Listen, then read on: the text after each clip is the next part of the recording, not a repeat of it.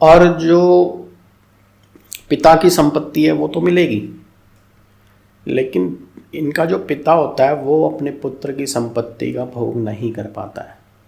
मतलब अगर डेथ ही जल्दी हो गई तो जब तक आप सेटल होंगे तो आपके पिताजी जो आपने कमाया है उसका कोई सुख प्राप्त नहीं कर पाएंगे, है ना। आपको तो ज़रूर उन्होंने पाल पोस के बड़ा कर दिया या आपको संपत्ति देकर भी चले गए, लेकिन जब तक आपका टाइम आया, जब आप सक्सेस हुए अपनी लाइफ में, तब वो आपके साथ थे ही नहीं।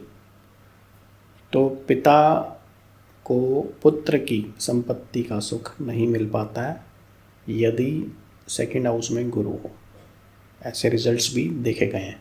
और कई बार ऐसा होता है कि उस संपत्ति का नाश भी हो जाता है, उस संपत्ति का भोग कोई और ही ले लेता है, किसी और को मिल जाती है। आपने देखा होगा कि शॉर्ट फैमिलीज़ होती हैं, पैसा बहुत होता है, लेकिन किसी वजह से जो है उम्र कम होती है, तो होता क्या है कि रिश्तेदारों को प्रॉपर्टियाँ मिल जाती हैं या गवर्नमेंट के खाते में चली जाती हैं। जब कोई भोगने वाला ही नहीं है तो कौन लेगा, है ना।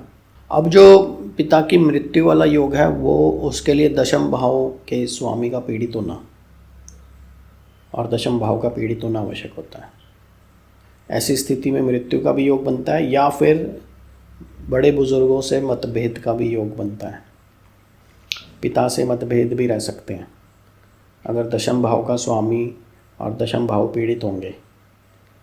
राहु केतु की कंजक्शन हो, सिचुएशन हो, दृष्टि हो, शनि की दृष्टि हो, किसी भी तरीके से दशम भाव पीड़ित है, उसका स्वामी पीड़ित है, तो बड़े बुजुर्गों से, पिता से मतभेद रहेंगे ऐसे जातक के।